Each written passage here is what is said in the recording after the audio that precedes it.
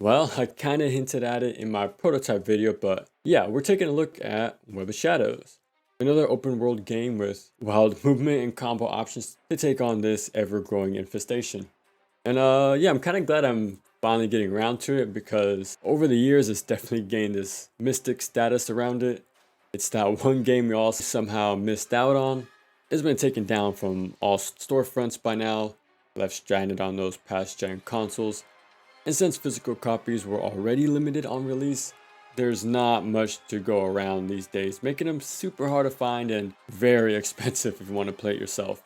Because of all that, it's now this holy grail of a game, it seems, just living on through nostalgia and little clips here and there.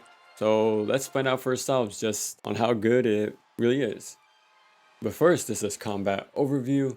Here we go over the general controls, the main mechanics, who or what we use them on, and then seeing how it all comes together. Right off the bat, we can swap suits on the fly, going from classic to the symbiote suit with the press of a button. Now each suit has their little differences. Red is very nimble, dishing out lightning fast strikes that can rack up combos really fast on a single target, while the symbiote is slower but has the extra power behind each attack that aims to crowd control more than anything else.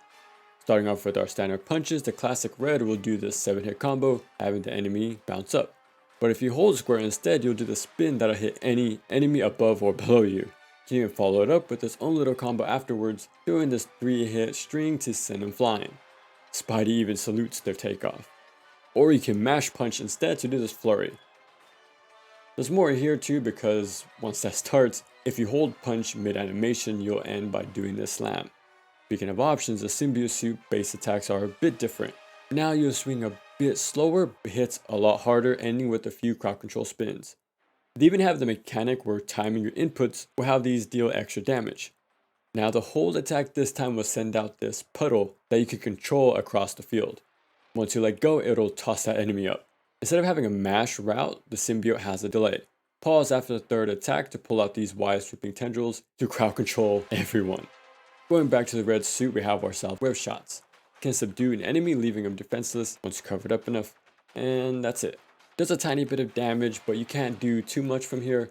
You can't grab them and swing them around, you can't hang them off poles like in Ultimate Spider-Man, for example. So it's pretty basic here, but they still have the purpose. You can even mash it out to really make sure they get covered. I do like how he'll do this forward roll when tossing these out while moving. Kind of reminded me of Ninja Gaiden a bit. Now the symbiote's version doesn't have webs to toss out, but a tendril leash grab. But yeah, this is our way to grab enemies, pulling them from anywhere. Doesn't matter if they're grounded, you're grounded, or vice versa.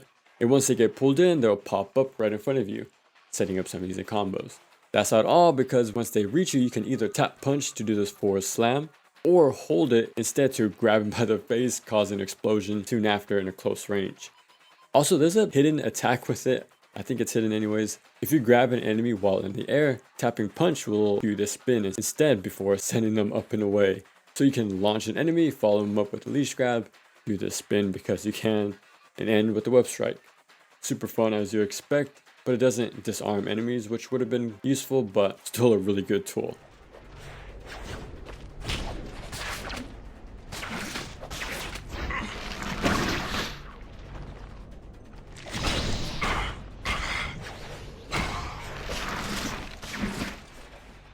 And the star of the show, the web strike.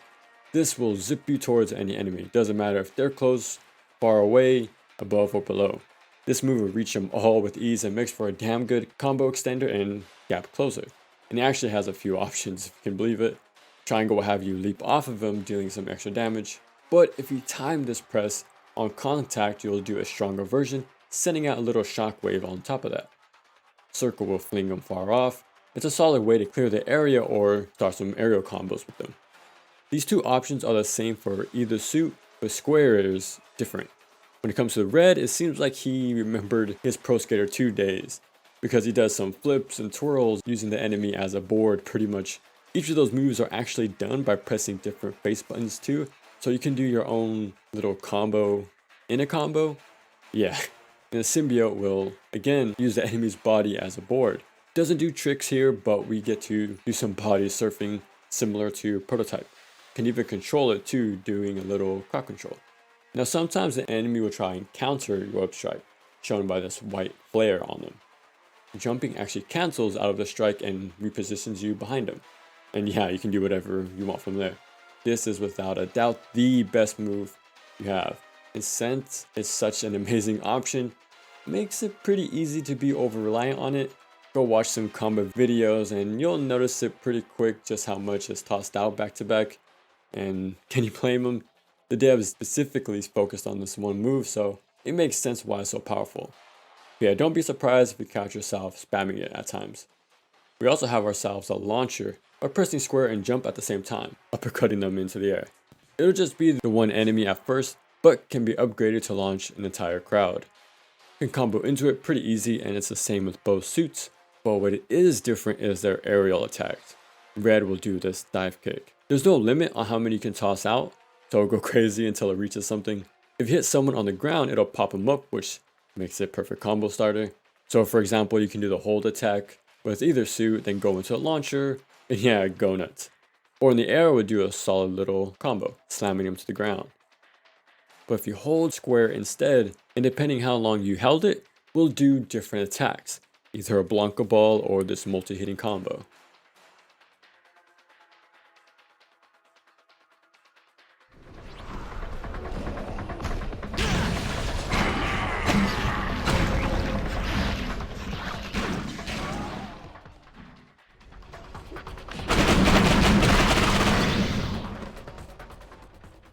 Lastly, wall combat. It doesn't show up too often and you lose a majority of your grounded options and abilities. Just have some mash combos with punch and web attacks, can use skills and web strikes, and that's pretty much it. But hey, when it does show up, it is pretty cool. But yeah, this game is kinda wild, letting us hot swap between both suits on the fly, during basic combos, web strikes, on the ground or in the skies. Yeah, it basically has no limits, so have fun. Onto defenses, both suits have a counter. Time your block to get that follow-up attack to send them flying. You can hold guard and tap X to roll, good way to reposition, but I never used it much because of the same reasons I mentioned in Shaolin Monks. Why stand still to do all this when you have all these crazy attacks and solid base movement to deal with them instead? A good offense is a good defense sort of thing. But yeah, no perfect dodges here sadly. In my opinion, I think that works the best for Spider-Man's mobility. Maybe if the red suit had a perfect dodge and the symbiote had the counter to make him feel even more distinct on the defensive side of things. Looking at the HUD, the green meter is our health. You would think the red would be, but yeah. Cool thing to know, any attacks landed while using symbiote suit will heal you. Or you can just stay out of the fight for a while and it'll just self-heal. Okay, the red meter has a few uses. You can call strikers. Any of the cameos you met along the way can be summoned. Does sound cool, but yeah, I never use this either. No cool setups with them, and they kind of run around doing their own little thing, which is not much. You're better off just saving the meter for yourself. So instead of calling them, you can spend it on specials. Each suit has their own set. Red has 2 crowd control sendaways and this combo attack.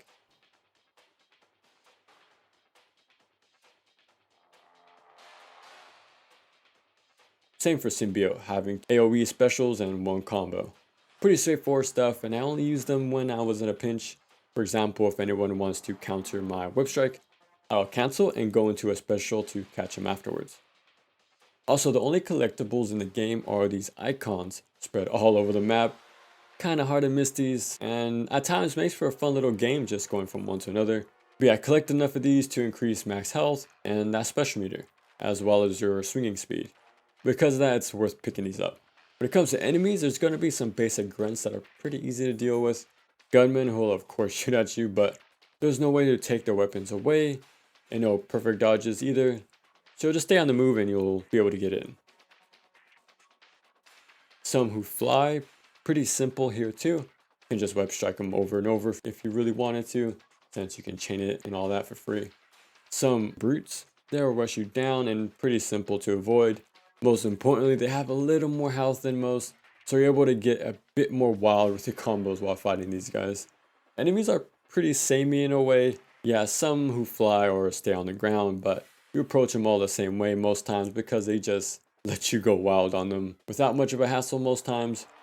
which is fun, but it also leads to the same thing in Prototype, where you'll just erase their health pretty quick before you can get some intricate custom combos going, which kinda sucks at times. But that's where bosses come into play. Black Cat will try and grab you from afar, you can roll to avoid it, but as long as you're on the move, you'll be fine. But yeah, these bosses can actually be comboed with your entire kit. Wolverine, who looks like he uses his entire moveset from the tie-in movie game, but little did I know this game came out before that, so maybe some inspiration came from here, which wouldn't surprise me because this fight was pretty fun. Yeah, even the trivia bits tossed in there too.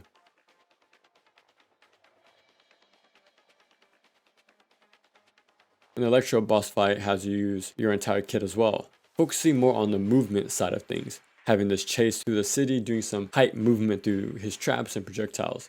And once you get in, we're going off using everything we have. One of my favorites, and you kind of have to play it for yourself to feel just how hype it is to actually have this amount of control while chasing a boss. Because you're the one in control and it's not some set piece you're passively watching.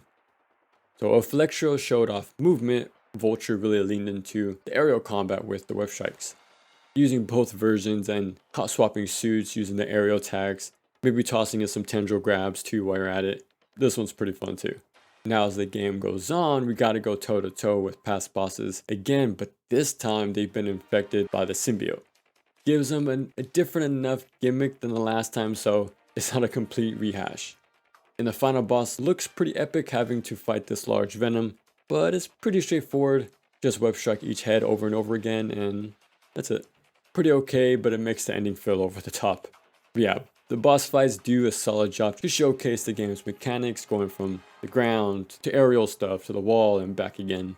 And yeah, they all have their own gimmick to them in some way too, making them stand out from one another. And that's Spider-Man Web of Shadows. Rough around the edges, but doesn't have charm and ambition. That intro, the wacky QTEs, and of course its forward-thinking Spider-Man combat made it really stand out. With all of those expressive and visceral animations to really sell the impact of every hit as you zip from enemy to enemy. It's the first thing anyone would notice for a reason. I think it's up there as one of the better Spider-Man games and deserves to be talked about when mentioning other games around this time like Prototype and Infamous.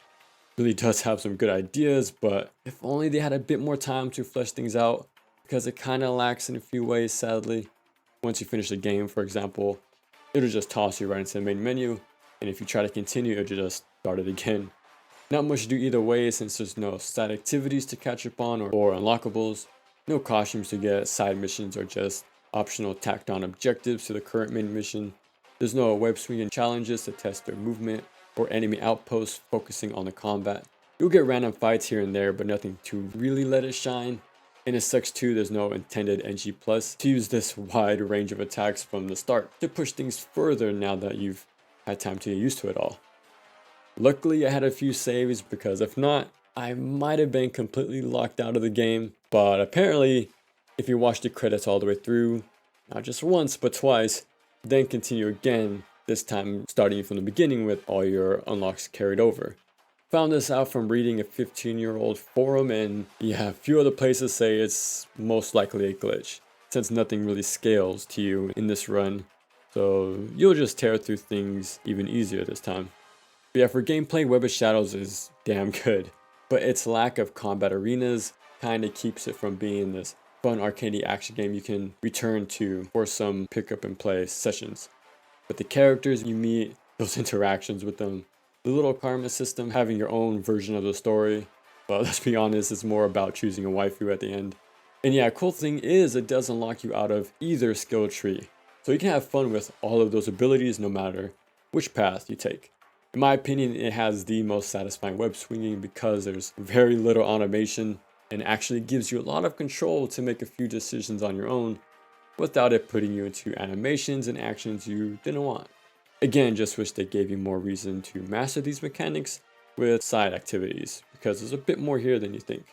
It's kind of a mixed bag, sure. I know I had little time and money to get this all done, so I understand why it lacks side content and a bit janky, but even then, it's definitely worth playing today, because it's a solid time worth experiencing yourself, and the buzz you've heard around it all these years is true. Just keep your expectations in check a little bit and just enjoy the game for what it is.